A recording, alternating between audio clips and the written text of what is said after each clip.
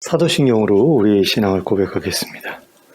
전능하사 천지를 만드신 하나님 아버지를 내가 믿사오며 그 외아들 우리 주 예수 그리스도를 믿사오니 이는 성령으로 잉태하사 동정녀 마리아에게 나시고 본디오 빌라도에게 고난을 받으사 십자가에 못 박혀 죽으시고 장사한 지 사흘 만에 죽은 자 가운데서 다시 살아나시며 하늘에 오르사 전능하신 하나님 우편에 앉아 계시다가 저리로서 산 자와 죽은 자를 심판하러 오시리라. 성령을 믿사오며 거룩한 공회와 성도가 서로 교통하는 것과 죄를 사하여 주시는 것과 몸이 다시 사는 것과 영원히 사는 것을 믿사옵나이다. 아멘. 찬송가 83장을 함께 찬송하겠습니다.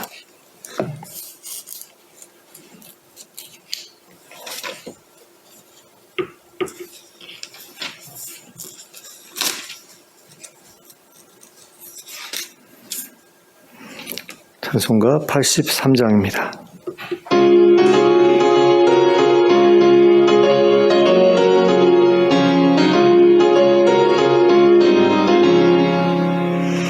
나의 맘에 근심 구름 가득하게 덮이고 슬픈 눈물 하염없이 흐를 때 인자하고 부드러운 음성으로 부르사 나를 위로하리 누가 있을까. 주 예수 주 예수 주 예수밖에 누가 있으랴. 슬퍼 낙심될 때에 내 친구 되시는 구주 예수밖에 다시 없도다. 무거운 짐 등에 지고 인생 길을 가는 자 힘이 없어 쓰러지려 할 때에 능력 있는 팔을 펴서 나의 손을 붙들어 나를 구해주리 누가 있을까. 주 예수 주 예수 주 예수밖에 누가 있으랴. 슬퍼 낙심될 때에 내 친구 되시는 구주 예수밖에 다시 없도다. 지은 죄를 돌아보니 부끄럽고 괴로워 하나께나 맘에 평안 없을 때 주한 죄인 용납하사 품에 안아주시고 깨끗하게 하시리가 누굴까.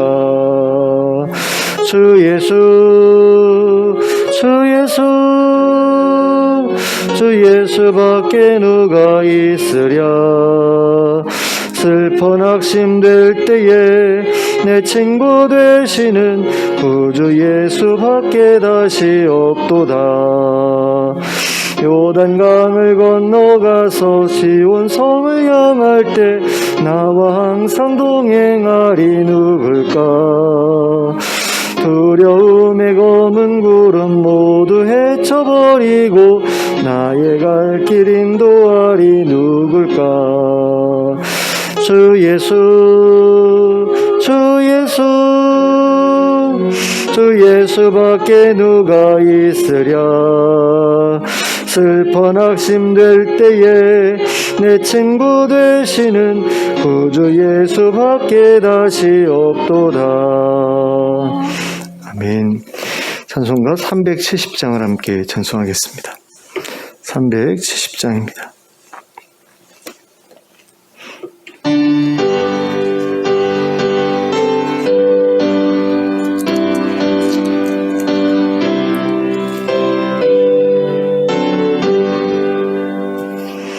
주 안에 있는 나에게 단 근심이 있으랴.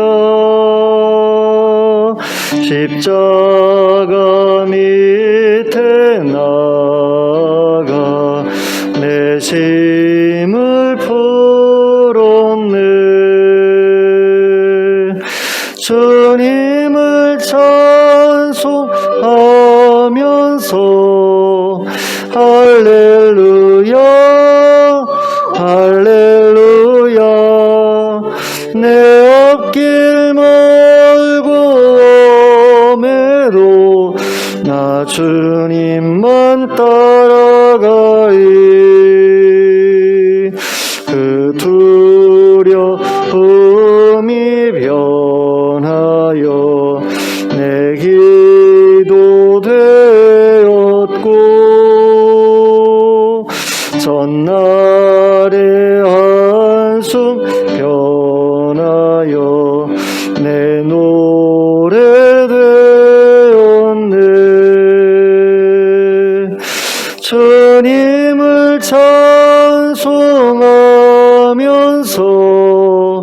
할렐루야 할렐루야. 내 앞길 멀고 엄해도 나 주님만 따라가리. 내 주는 자비하셔서 늘 함께 계시고 내 궁핍함을 아시고 늘 채워주시네.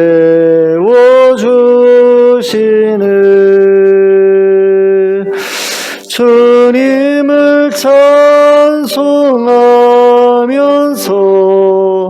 할렐루야 할렐루야. 내 앞길 멀고 엄해도 나 주님만 따라가리. 와 맺은 언약은 영불변하시니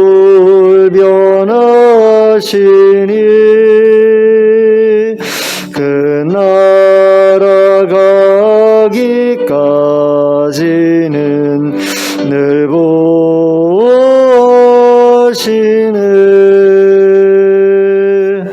주님을 찬송하면서 할렐루야 할렐루야.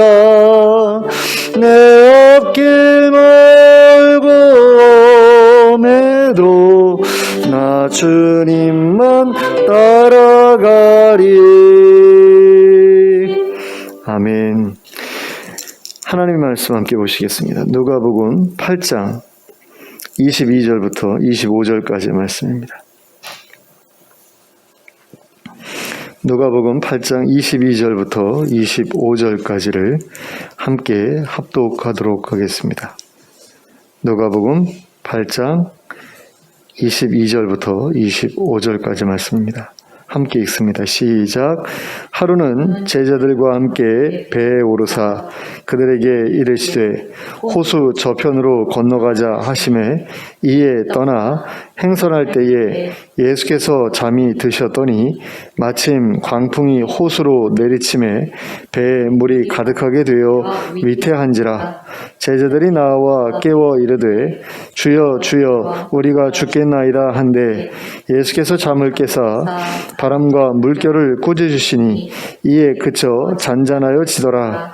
제자들에게 이르시되 너희 믿음이 어디 있느냐 하시니 그들이 두려워하고 놀랍게 여겨 서로 말하되 그가 누구이기에 바람과 물을 명하매 순종하는가 하더라.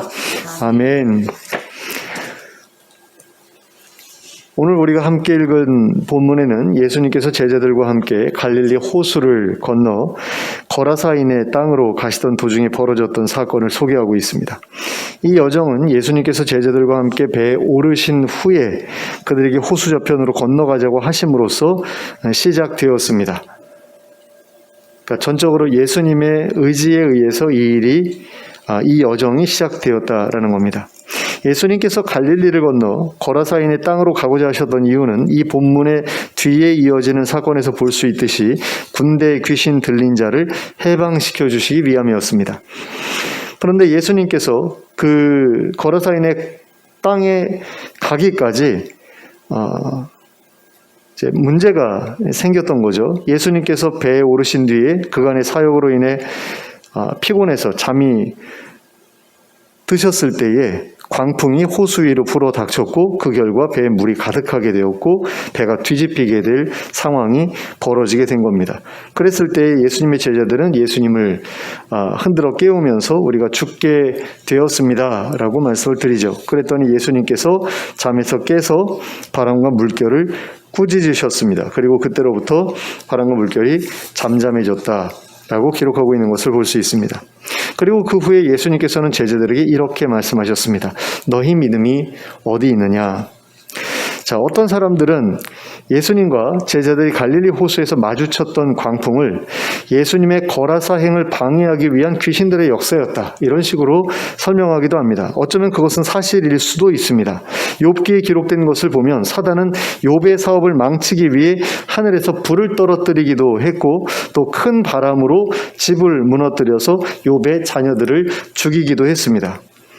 우리가 갈멜산에서 벌어졌던 그 바알 선지자들과 엘리야 선지자의 대결을 생각하면서 하늘에서 불을 떨어뜨리는 것은 오직 하나님만이 하실 수 있는 일이다라고 그렇게 착각하는 경우가 있습니다. 그런데 이 일은 귀신들도 할 수 있다, 사단도 할 수 있다라는 것을 욥기는 이야기합니다. 그런 점에서 초자연적인 역사가 무조건 하나님의 역사다 이렇게 생각해서는 곤란합니다. 심지어는 교회에서 일어나는 역사일지라도, 교회에서 일어나는 기적일지라도 하나님의 역사가 아니라 사단의 역사일 수 있다라는 걸 우리가 기억하면서 잘 분별하도록 그렇게 주의할 필요가 있습니다. 그런 점에서 예수님이 배를 타고 가실 때 일어났던 이 광풍은 사단의 역사일 수도 있습니다. 그러나 갈릴리 호수에 광풍이 갑작스럽게 불어닥치는 일은 평소에도 일어나던 일이었다라고 합니다. 그런 점에서 예수님의 일행에게 찾아왔던 광풍을 꼭 귀신들의 역사였다라고 볼 필요는 없죠. 그런데 귀신들의 역사였다라고 한다면 뒤에 이어지는 그 사건을 살펴볼 때에 조금 더 뭔가 이렇게 마음에 와닿잖아요. 그런 점에서 그렇게 보는 시각들이 있는데 제가 생각할 때는 오히려 흔하게 찾아오는 그런 여상한 일처럼 생각하는 것이 우리가 이 사건을 우리의 삶에 적용하는 데 더 도움이 되지 않겠나라는 생각이 듭니다. 그러니까 우리의 삶에 찾아오는 고난이 모두가 다 사단의 역사로 일어나는 건 아니잖아요. 그냥 누구에게나 일상적으로 찾아오는 그런 고난들이 있지 않습니까? 그런 걸로 보는 것이 어떤 면에서는 우리의 삶에 이 사건을 적용하는데 더 도움이 될 수 있겠다라는 그런 생각도 듭니다. 그러니까 자유예요. 이 풍랑이 사단의 역사다, 그렇지 않다, 둘 중에 어느 걸 선택하셔도 별로 문제가 되지 않습니다. 어떤 분들은 이런 거 가지고 막 싸워요.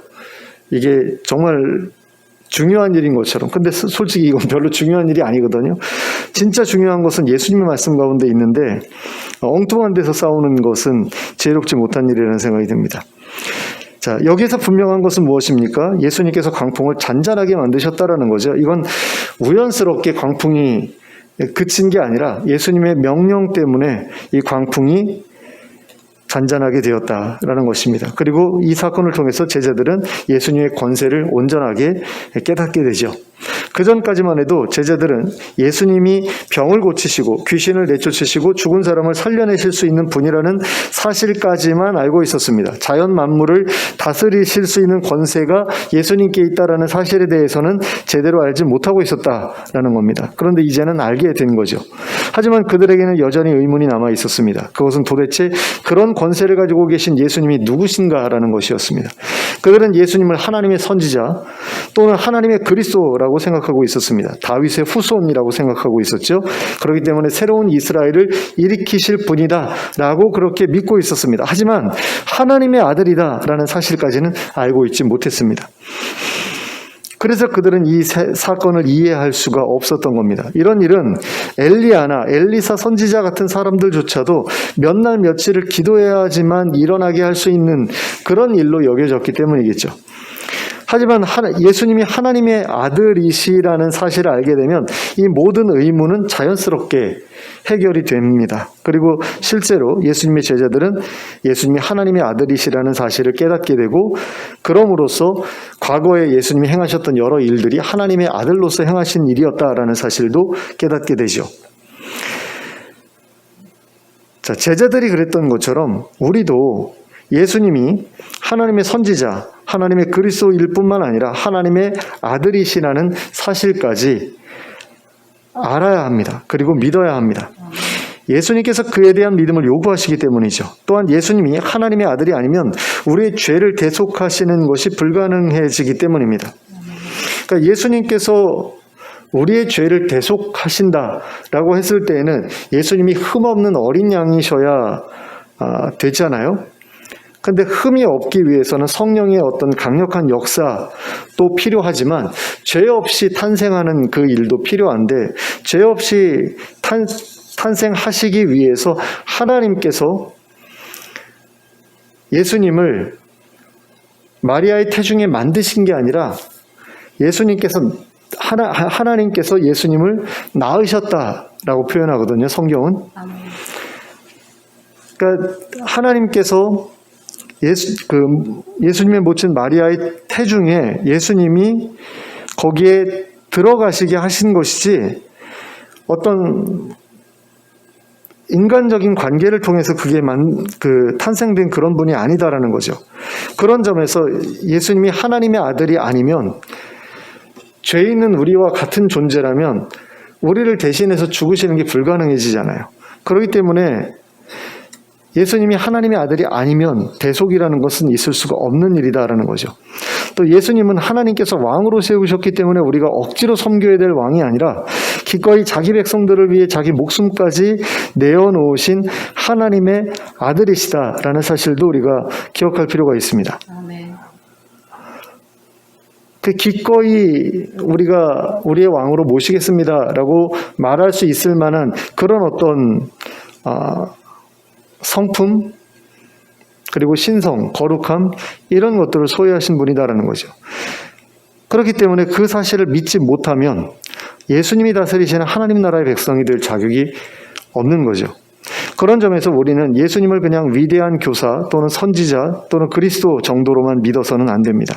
불신자들이야 뭐 그렇게 생각할 수 있고 명목상의 그리스도인들이야 그렇게 생각해도 상관이 없지만 우리는 그럴 수가 없죠. 우리는 그분이 하나님의 아들이고 하나님이시라는 사실을 믿어야 합니다. 그럴 때에 그분의 죽음이 우리에게 의미가 있어지는 것이고, 그분의 죽음이 얼마나 숭고한 것인지를 깨닫게 되는 것이고, 또 얼마나 놀라운 은혜인지를 깨닫게 되는 것입니다. 그러므로 예수님께서 광풍을 잔잔하게 하신 뒤에 제자들을 향해 너희의 믿음이 어디 있느냐라고 하셨을 때 그 믿음은 예수님이 하나님의 아들이시라는 사실을 믿는 믿음이라고 생각할 수도 있습니다. 그러나 예수님의 제자들은 그때까지만 해도 예수님이 하나님의 아들이시라는 생각조차 못하고 있었죠. 그리고 그것이 사실이라고 한다면 예수님께서 이처럼 예수님이 하나님의 아들이라는 사실을 알지도 못하고 있었던 제자들을 향해서 너희 믿음이 어디 있느냐라고 묻지는 않으셨을 것이다 라는 겁니다. 원래도 없던 믿음인데 어디에 놔두고 왔느냐라는 식으로 말씀하시지는 않으셨을 것이기 때문이죠. 그런 점에서 예수님께서 말씀하신 이 믿음은 예수님이 하나님의 아들이시라는 믿음이라기보다는 다른 종류의 믿음이라고 생각하는 게 맞을 것 같습니다. 그렇다면 도대체 예수님께서 제자들에게 기대하셨던 그 믿음, 제자들이 잃어버렸다고 생각하셨던 그 믿음은 과연 어떤 것에 대한 믿음이었을까요? 그것은 확실히 하나님의 함께하심에 대한 믿음이었을 것입니다. 예수님께서도 가지고 계셨던 믿음, 그리고 제자들도 가지고 있을 것이라고 예수님이 기대하셨던 그 믿음은 바로 하나님의 함께하심에 대한 믿음이었습니다. 그런 믿음이 있으셨기 때문에 예수님께서는 광풍이 불어닥쳐 배가 뒤집힐 지경에 처해 있었음에도 불구하고 아무런 두려움 없이 주무실 수가 있으셨던 거죠. 우리는 이러한 믿음을 바울에게서도 찾아볼 수 있습니다. 바울은 3차례의 선교 여행 끝에 예루살렘에 돌아갔다가 유대인들에게 붙들려서 고소를 당하죠. 그리고 결국에는 로마로 가서 재판을 받게 됩니다. 그런데 로마로 향해 가는 동안에 그가 타고 있던 배가 유라굴로라는 광풍으로 인해서 큰 위험에 처하게 되죠. 그때의 일에 대해 사도행전은 이렇게 증언하고 있습니다. 사도행전 27장 14절부터 25절까지 말씀입니다. 제가 읽어드릴게요. 얼마 안 되어 섬 가운데로부터 유라굴로라는 광풍이 크게 일어나니 배가 밀려 바람을 맞추어 갈 수 없어 가는 대로 두고 쫓겨가다가 가우다라는 작은 섬 아래로 지나 간신히 거루를 잡아 끌어올리고 줄을 가지고 선체를 둘러 감고 스르디스에 걸릴까 두려워하여 연장을 내리고 그냥 쫓겨가더니 우리가 풍랑으로 심히 애쓰다가 이튿날 사공들이 짐을 바다에 풀어버리고 사흘째 되는 날에 배의 기구를 그들의 손으로 내버리니라. 여러 날 동안 해도 별도 보이지 아니하고 큰 풍랑이 그대로 있음에 구원의 여망마저 없어졌더라. 여러 사람이 오래 먹지 못하였음에 바울이 가운데 서서 말하되 여러분이여 내 말을 듣고 그레데에서 떠나지 아니하여 이 타격과 손상을 면하였더라면 좋을 뻔하였느니라. 내가 너희를 권하노니 이제는 안심하라. 너희 중 아무도 생명에는 아무런 손상이 없겠고 오직 배뿐이리라. 내가 속한 바 곧 내가 섬기는 하나님의 사자가 어젯밤에 내 곁에 서서 말하되 바울아 두려워하지 말라. 내가 가이사 앞에 서야 하겠고 또 하나님께서 너와 함께 항해하는 자를 다 내게 주셨다 하였으니 그러므로 여러분이여 안심하라. 나는 내게 말씀하신 그대로 되리라고 하나님을 믿노라. 예수님께서 제자들에게 어디에 있느냐고 물으셨던 그 믿음이 바로 이런 믿음이었다라는 겁니다. 바울은 자신이 로마로 가는 것이 하나님의 뜻이라고 생각했습니다. 로마 황제 앞에서 하나님의 복음을 증언하는 것이 바로 자신에게 맡겨진 하나님의 일이라고 생각했습니다. 그래서 그는 그 여정을 하나님께서 지켜주실 것이라고 믿었습니다. 이것은 예수님도 마찬가지였습니다. 예수님께서도 당신이 하나님의 일을 하시고 계시는 이상 하나님께서 반드시 지켜주실 것을 믿으셨습니다. 그리고 예수님 자신뿐만 아니라 예수님의 사람들도 함께 지켜주실 것이라고 믿으셨습니다. 그래서 풍랑도 두려워하지 않으셨습니다. 예수님의 제자들도 마땅히 그렇게 믿었어야 했습니다. 그들이 예수님을 하나님의 선지자로 생각했든 아니면 하나님의 그리스도라고 생각했든 예수님께서 하나님의 일을 하고 계시다는 사실은 분명한 사실이었습니다. 그리고 그들 또한 예수님의 일을 돕고 있었기 때문에 그들 역시 하나님의 일에 동참하고 있었던 것이 분명합니다. 그러니까 그들이 하고 있었던 일도 하나님의 일이었습니다. 아멘. 그러므로 그들은 하나님께서 그들과 함께 하시면서 그들을 지켜주실 것을 믿었어야 했다라는 겁니다. 그런데 그들에게는 그러한 믿음이 없었죠. 그래서 예수님의 책망을 받았던 겁니다. 어쩌면 그들이 그렇게 믿지 못했던 이유는 자기들이 하고 있는 일을 하나님의 일이라고 생각하지 못했기 때문이 아니었을까라는 그런 생각이 듭니다. 그저 우리는 예수님의 일을 도울 뿐이지 우리가 하고 있는 일이 예수님의 일은 아니야. 이런 식으로 생각했을 수도 있다라는 거죠. 근데 이건 말이 안 되잖아요. 세례 요한이 예수님의 길을 예비하는 일을 했는데 그 일이 하나님의 일이 아니었던 게 아니잖아요. 그 일도 하나님의 일이었잖아요. 예수님이 오실 길을 예비하는 그 일도 하나님의 일이었던 것이고 예수님 옆에서 예수님의 일을 돕는 것도 하나님의 일인 겁니다. 근데 그거에 대해서 이 사람들이 어쩌면 하찮은 일처럼 생각하고 있었을지도 모르겠다라는 겁니다. 그렇게 생각하지 않았으면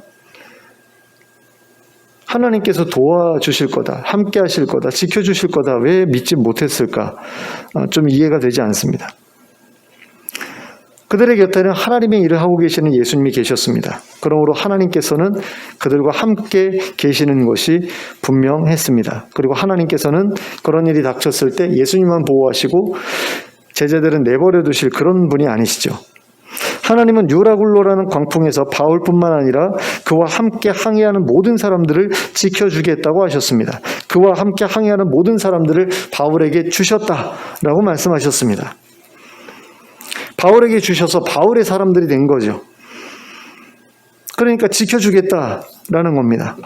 하나님께서는 예수님에게 제자들을 주셨지 않습니까? 예수님과 항의하던 예수님의 제자들도 하나님께서 예수님께 주신 사람들이 분명합니다. 그러므로 그들도 다 지켜주실 것이라 믿었어야 했던 겁니다. 예수님의 제자들은 하나님께서 예수님에게 주신 사람들이 분명했습니다. 그리고 예수님께서는 하나님께서 자신에게 주신 자들을 절대로 잃어버리지 않는 것이 하나님의 뜻이라고 말씀하신 적이 있습니다. 요한복음 6장 39절의 말씀입니다. 나를 보내신 이의 뜻은 하나님의 뜻은 내게 주신 자 중에 내가 하나도 잃어버리지 아니하고 마지막 날에 다시 살리는 이것이니라. 자, 그런데 이처럼 예수님에게 제자들을 맡겨주셨던 하나님께서 예수님의 제자들이 아무 의미도 없는 일로 죽어 나가는 것을 그냥 버려두실 리가 없죠. 이것은 너무나 자명한 사실입니다. 그러므로 우리가 알아야 할 것은 하나님께서는 하나님의 일을 하는 하나님의 일꾼들을 보호하실 뿐만 아니라 그러한 일꾼들과 함께 일하는 자들도 함께 보호해 주신다라는 겁니다. 하나님의 일꾼들에게 맡겨진 사람들까지도 모두 함께 돌보신다라는 겁니다. 그런데 다른 한편으로 우리는 이러한 하나님의 함께 하심이 늘 우리의 무사 안전을 의미하는 것은 아니라는 사실을 기억해야 합니다. 예수님이 함께하고 계셨음에도 불구하고 예수님의 일행이 타고 있었던 배에는 광풍이 찾아왔습니다. 바울이 타고 있던 배에도 광풍이 찾아왔었죠. 이처럼 인생의 위기는 하나님의 일을 하고 있는 사람들에게도 언제든지 찾아올 수 있습니다. 하나님의 일꾼이라 하더라도 하나님의 일과 관련해서 커다란 고난과 직면하게 될 수도 있습니다. 바울이 선교여행을 다니면서 겪었던 수많은 반대와 위협을 생각해 보시기 바랍니다. 하나님께서는 그러한 일들까지도 모두 막아주시지는 않으셨습니다. 그 고난을 스스로 인내하며 이겨내기를 그들에게 요구하셨습니다.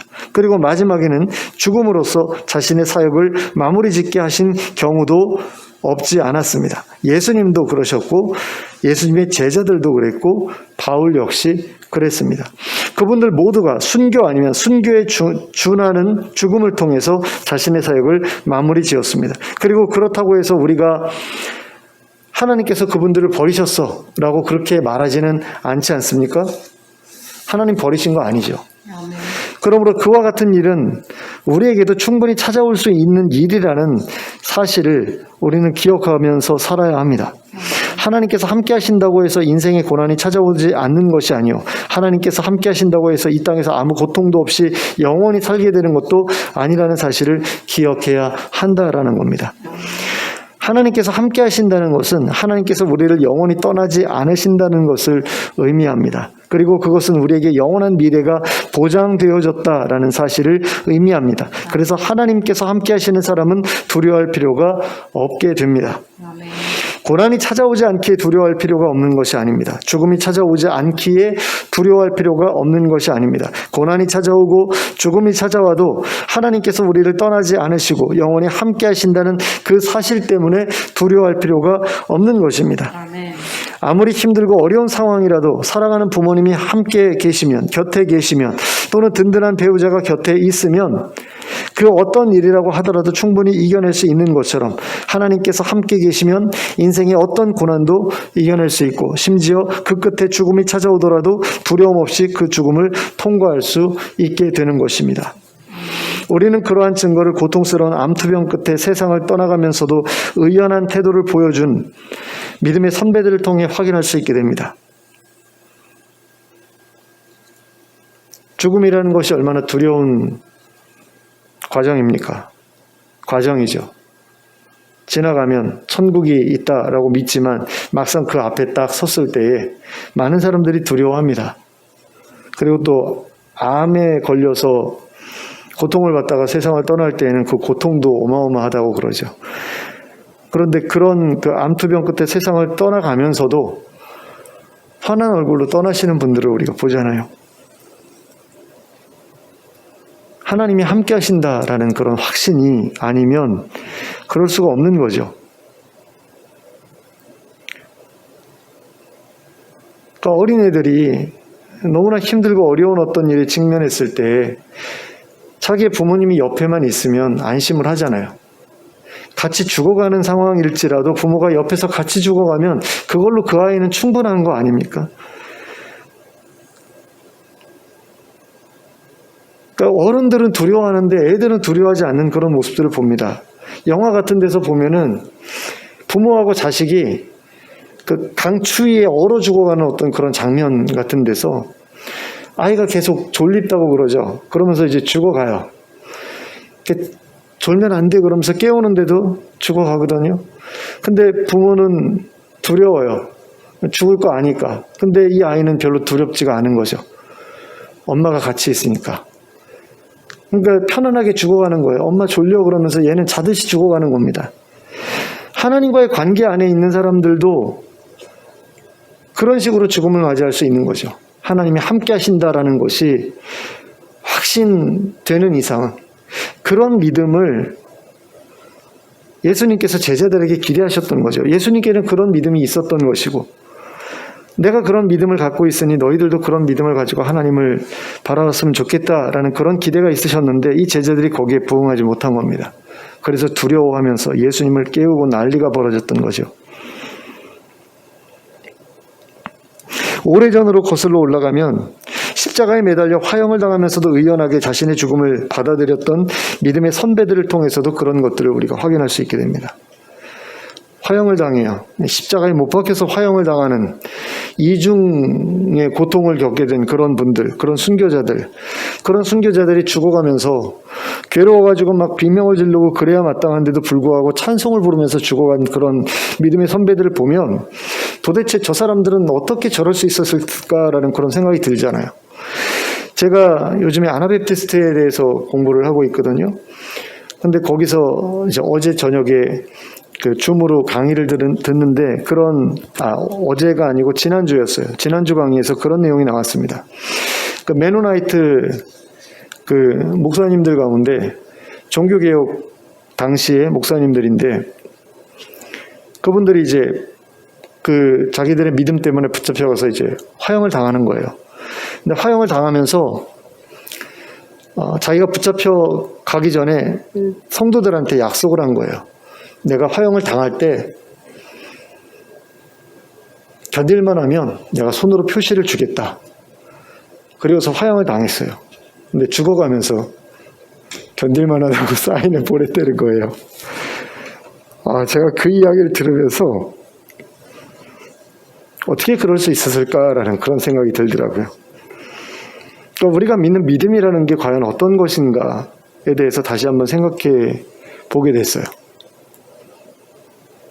그리고 도대체 그런 믿음은 어떻게 우리가 갖게 될 수 있을까라는 그런 생각을 하게 되는데 하나님께서 함께 하신다라는 그런 믿음인 거죠. 그런 믿음을 갖고 하나님과 동행하면 그 끝에서는 하나님과 영원히 함께하게 될 찬란한 미래가 우리에게 주어지게 됩니다. 그러므로 하나님과 함께하는 한 이 세상에서 우리를 두렵게 할 것은 아무것도 없습니다. 그러므로 사랑하는 성도 여러분, 늘 언제나 하나님과 함께 동행하는 여러분들이 되시기 바랍니다. 늘 하나님을 의지하여 하나님께서 기뻐하시는 길로 두려움 없이 나가는 여러분들이 되시길 바랍니다. 그리하여 인생의 고난이 찾아오고 그 끝에서 죽음이 우리를 기다린다고 하더라도 결코 두려워하지 않고 의연하게 그 과정을 통과해서 하나님의 나라를 향해 나아가는 저와 여러분 될 수 있기를 예수 그리스도의 이름으로 축원합니다. 기도하겠습니다.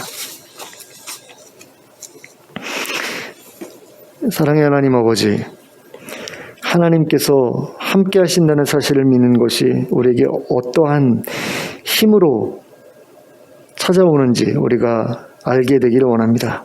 그 능력을 깨닫게 되기를 원합니다. 그리고 그 능력을 체험할 수 있게 되기를 원합니다.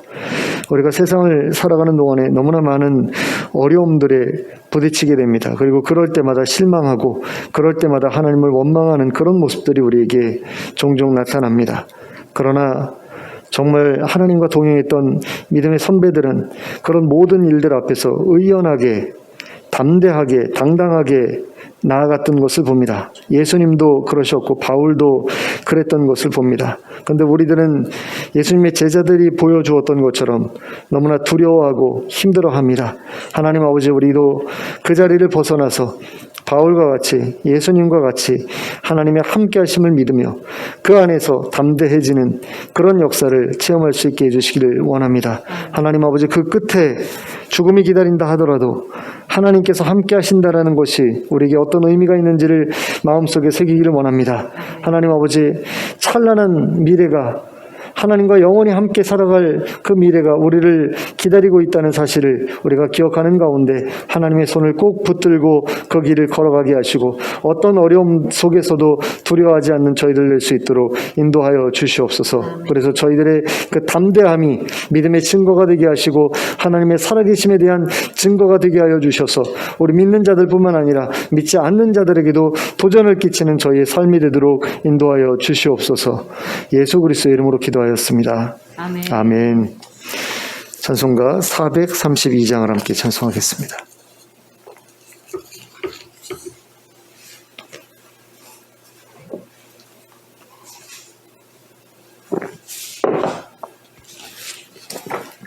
네, 432장 함께 찬송합니다.